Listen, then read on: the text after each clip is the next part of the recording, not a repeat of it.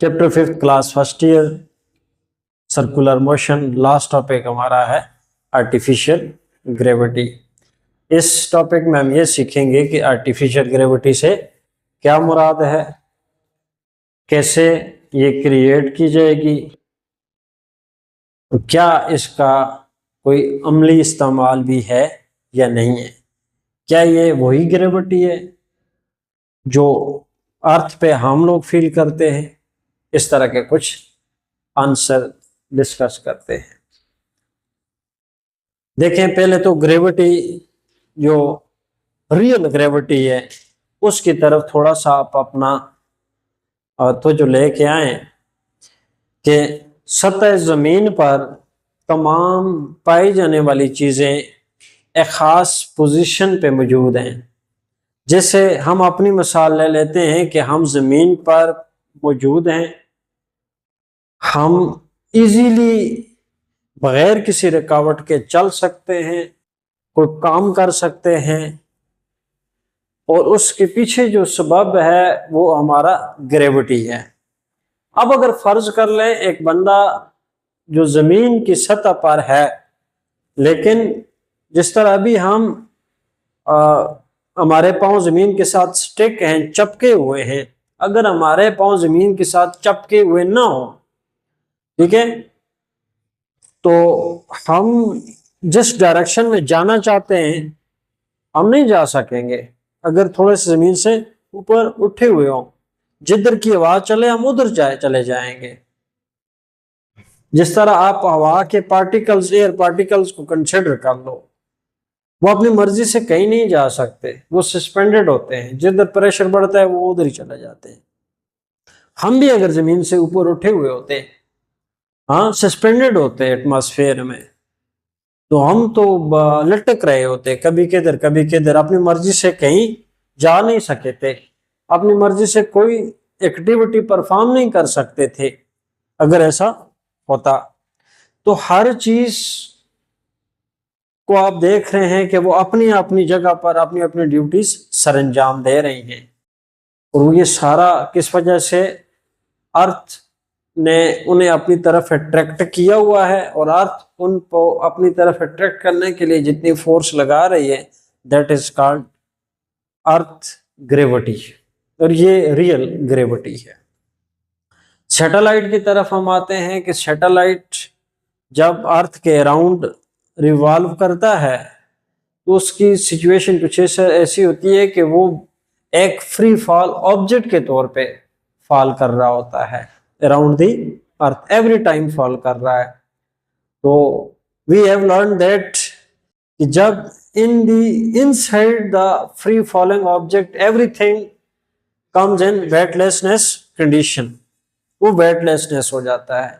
अब अगर हम फर्ज कर लें हम सैटेलाइट में मौजूद हों और कुछ हम ऑब्जर्व कर सकते हैं, हम सोच सकते हैं सस्पेंडेड रहते हुए भी सैटेलाइट के अंदर, सैटेलाइट की सतह के साथ हम चिपके हुए नहीं होंगे क्योंकि वहां पर ग्रेविटी नहीं है। ये चीजें हम पहले सीख चुके हैं कि जब ग्रेविटी नहीं होगी तो किस तरह की सूरत हाल हमें सैटेलाइट के अंदर, हम आजादाना कभी इधर कभी उधर, हाँ, सैटेलाइट के अंदर तैर रहे होंगे, जैसे पानी मछली पानी में तैर रही होती है, ये वाली पोजीशन होती है। हम देख भी सकते हैं, हम ऑब्जर्व भी कर सकते हैं, लेकिन ज्यादा टाइम ऐसा इंसान के लिए मुमकिन नहीं था क्योंकि ऐसी पोजीशन में इंसान की तबीयत के अगेंस्ट है ये पोजीशन।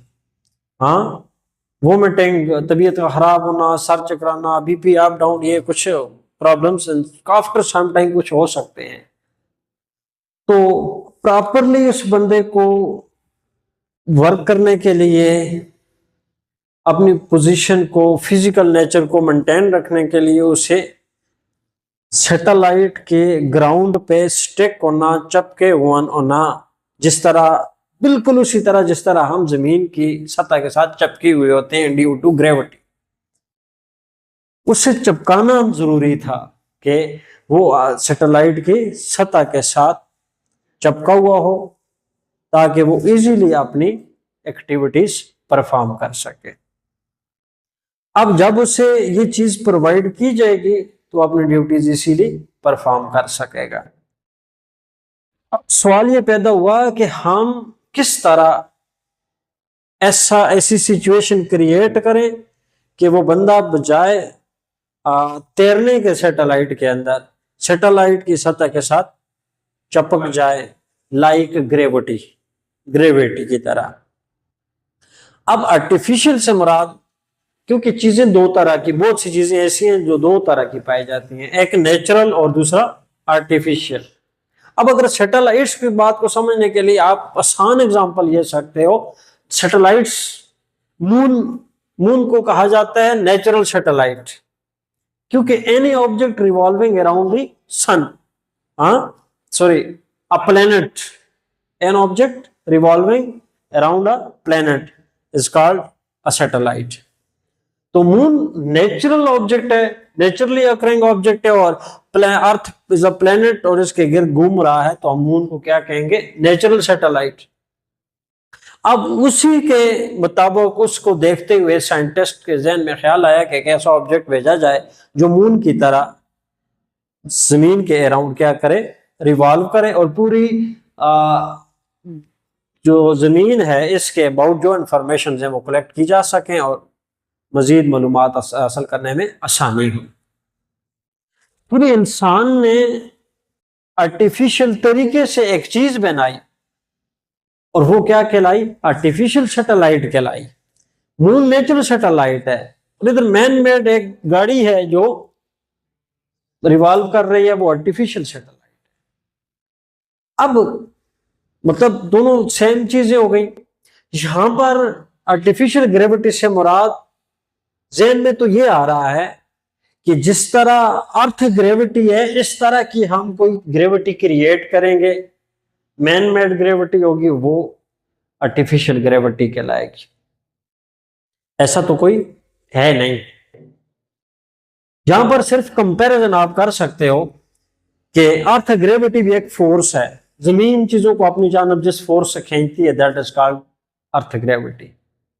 तो सैटेलाइट के अंदर ऐसी कुछ चेंजेस लाई जाएंगी जिसकी वजह से वो ऑब्जेक्ट अंदरूनी साइड से बाहर की तरफ पुश किया जाएगा और बाहर की तरफ से अपनी जानब पुल किया जाएगा।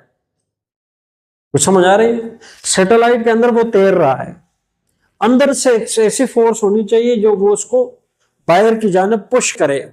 जब बाहर की जानब पुश करेगा तो वो बंदा सैटेलाइट की दीवार के साथ चिपक जाएगा। मिसाल है कि ये एक सैटेलाइट है और इसके अंदर ये कोई पर्सन है जो अभी ग्रेविटी के विदाउट ग्रेविटी है, हाँ, और इसके जो पांव हैं ये सैटेलाइट की दीवार के साथ चिपके हुए नहीं है। अब ये ऐसे ही नहीं रहेगा, ये उधर भी जा सकते हैं, उधर भी, कहीं भी ये जा सकता है, तैर रहा है इसके अंदर। हम कुछ ऐसी पोजीशन क्रिएट करेंगे कि जिसकी वजह से अंदर वाली साइड से इसको बाहर की जानब क्या किया जाए? पुश किया जाए, हाँ, और बाहर वाली साइड से इसको क्या किया जाए? पुल किया जाए। तो नतीजा क्या निकलेगा कि यही पर्सन जो है वो क्या होगा? यहां पर स्टिक हो जाएगा और इजीली ये इधर उधर वॉक भी कर सकेगा। समझ आइए? तो यहां पर एक ऐसा किया जाएगा कि जो सैटेलाइट है उस सैटेलाइट को अपने एक्सिस के अबाउट रोटेट किया जाएगा, स्पिनिंग मोशन दी जाएगी किसको? सैटेलाइट को। जब सैटेलाइट स्पिन होगी तो यहां पर दो किस्म की फोर्सेस क्रिएट हो जाएंगी, एक सेंट्रीपिटल फोर्स होगी और एक सेंट्रीफ्यूगल फोर्स होगी। वो जो सेंट्रीफ्यूगल फोर्स होगी वो उस बंदे को अंदरूनी साइड से बाहर की जानब पुश करेगी और बाहर से उसको पुल करेगी। उस सेंट्रीफ्यूगल फोर्स की वजह से ये बंदा जो है दीवार के साथ, बॉटम के साथ क्या हो जाएगा? स्टिक हो जाएगा, और इसको बिल्कुल उसी तरह फील होगा जिस तरह आम इंसान को on the surface of earth feel हो रहा है। ठीक है। तो इस तरह ये समझेगा कि यहां पर कोई ग्रेविटी पाई जाती। इस तरह ये जो अट्रैक्टिव फोर्स इस बंदे को मिल रही है, इस अट्रैक्टिव फोर्स को हम क्या कहेंगे, ग्रेविटी का नाम दिया जाएगा, और इसको क्या कहेंगे, आर्टिफिशियल ग्रेविटी कहेंगे। तो समझ आई ये बात ना। तो पीछे यहां पर अगर हम इसकी थ्योरी थोड़ी सी हिस्ट्री लिखना चाहें कि सैटेलाइट क्या होता है, हाँ, अब बुक में थ्योरी लिखी हुई है, आपने जरा उसकी रीडिंग कर लेनी है। मैं सिर्फ 2 रेफरेंसेस इसमें डालने जरूरी है। थोड़ा सा बैकग्राउंड में जाएंगे कि आर्टिफिशियल एक फ्री फॉलिंग ऑब्जेक्ट होता है, inside it everything becomes weightlessness. तो एक खास एक्टिविटीज परफॉर्म करने के लिए एस्ट्रोनॉट्स टीसी जो भी चीज है उसको जब वो फ्री फॉल होता है वेटलेस पोजीशन में प्रॉपरली अपनी ड्यूटी परफॉर्म नहीं कर सकता, और उसको एक ग्रेविटी की जरूरत है लाइक अर्थ, और वो जो ग्रेविटी क्रिएट की जाएगी उस बंदे के लिए उसको आर्टिफिशियल ग्रेविटी कहेंगे। अब टू क्रिएट, पहला सवाल ये हो गया कि ऐसा, थोड़ा सा पीछे जाओगे कि फ्री फॉलिंग ऑब्जेक्ट है, वेटलेस होता है, फिर आप कहेंगे कि इसके अंदर ये जो ग्रेविटी क्रिएट की जाएगी that gravity is called attractive force, जो इसको दी जाएगी that is called artificial gravity. अगला क्वेश्चन ये होगा कि कैसे, हाँ, तो आप कहेंगे कि to create the gravity inside the satellite we will spin the satellite about its own axis. In this way, the centrifugal force will act on everything on inside the satellite. Satellite के अंदर जितनी भी चीजें उन पर centrifugal force अमल करेगी और उनको पुश करेगी बाहर की जानब, और बाहर दीवारों के साथ वो चीज क्या होती है, स्टिक हो जाती है। वो जो बंदा है, जो भी चीज है, वो बिहेव करेगा like earth gravity, that is called artificial gravity. पहला तो ये क्वेश्चन आ जाता है कि आपने क्या करना है जी, इसकी डेफिनेशन बनानी है, ठीक है। ये आप अपनी बुक से फाइंड आउट करेंगे, तरीकाकार बता दिया। दूसरी चीज ये है कि आप ये किस तरह क्रिएट कर सकते हैं, ठीक है जी, क्रिएशन, हाँ, इसको कैसे क्रिएट किया जाएगा। अगली बात यह है कि आप कितनी स्पीड दें या इसकी कितनी फ्रीक्वेंसी होनी चाहिए कि हमें मतलूबा मिकदार में वो अट्रैक्टिव फोर्स क्या हो जाए, मिल जाए। तो number of turns per unit time is called frequency. इसका मतलब ये हुआ कि हमारे पास खास किस्म की फ्रीक्वेंसी होगी जिस पर हमें हमारी रिक्वायर्ड सेंट्रीफ्यूगल फोर्स मिलेगी, जो किसके तौर पे काम करेगी, आर्टिफिशियल ग्रेविटी के तौर पे काम करेगी।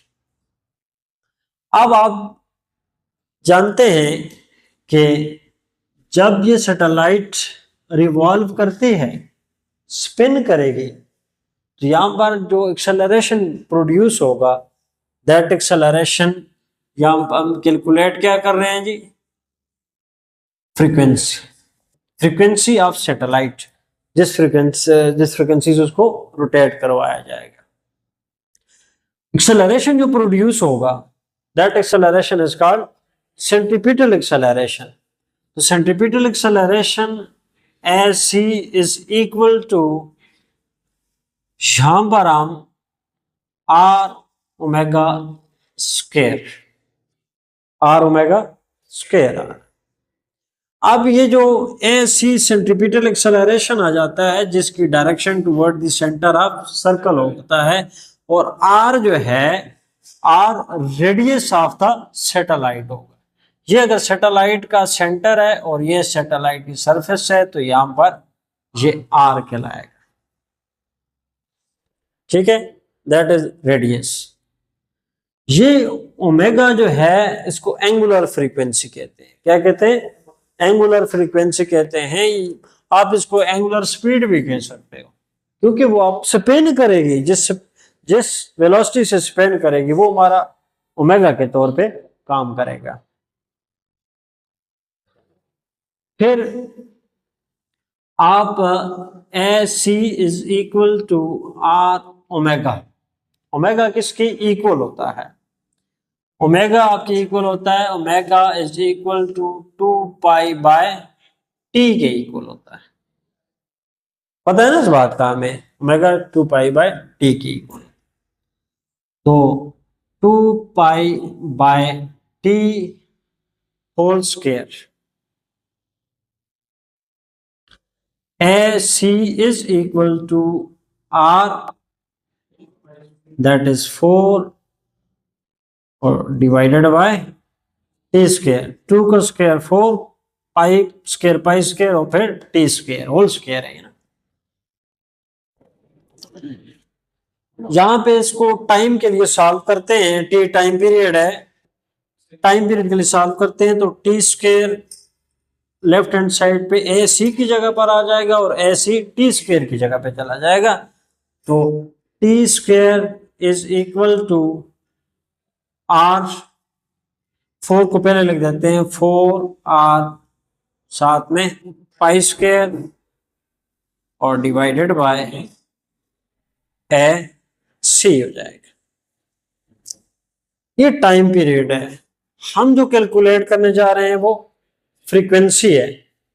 ये हम जानते हैं कि जो टाइम पीरियड है वो बराबर होता है 1/f के टाइम पीरियड एंड फ्रीक्वेंसी एक दूसरे के रेसिप्रोकल होते हैं। तो t की जगह पर हम 1/f पुट करेंगे, t का स्क्वायर है तो 1 का स्क्वायर हो जाएगा 1 और f स्क्वायर हो जाएगा, is equal to 4r pi square divided by A C. We need f, जबकि f यहां पर डिनोमिनेटर में है, इस पूरी इक्वेशन को हम उल्टा देते हैं, जो डिनोमिनेटर है वो न्यूमरेटर बन जाएगा और न्यूमरेटर डिनोमिनेटर बन जाएगा। तो ये हो जाएगा एफ स्क्वायर, 1 डिनोमिनेटर में जाएगा तो रिप्रेजेंट करने की जरूरत नहीं है, equal to A C by 4 pi square into R. Square खत्म करने के लिए स्क्वायर रूट दोनों साइड पे ले लें, तो एफ स्क्वायर का स्क्वायर और स्क्वायर रूट कैंसिल हो जाएगा, तो यहां पर A C by 4 pi square into R square root, F is equal to A C divided by R, 4 का स्क्वायर रूट ऊपर ये डिनोमिनेटर में, ये ध्यान में रखिएगा, 4 भी डिनोमिनेटर में है, पाई स्क्वायर भी, तो यहां पर क्या हो जाएगा 1, 4 का स्क्वायर रूट आ जाएगा 2 और पाई स्क्वायर और स्क्वायर रूट कैंसिल होके 2 पाई हो जाएगा, जबकि ए सी बाय आर का स्क्वायर रूट अपनी जगह पे रहेगा। ये इक्वेशन हमारे सामने आ रही है, किसके लिए, फ्रीक्वेंसी के लिए। अब यहां पर चूंकि हमने कहा है कि वो जो ऑब्जेक्ट्स हैं इनसाइड द सैटेलाइट, जब इसको हम स्पिन करेंगे खास फ्रीक्वेंसी के तौर पर, वो बॉटम पर स्टिक हो जाएंगे लाइक अर्थ ग्रेविटी। हाँ, जब ये अर्थ ग्रेविटी की तरह का बिहेव इधर फील करेंगे तो इधर का जो एक्सेलरेशन होगा उसको हम फिर जी से रिप्लेस कर लेंगे ना। कुछ समझ आई ये बात कि नहीं आई?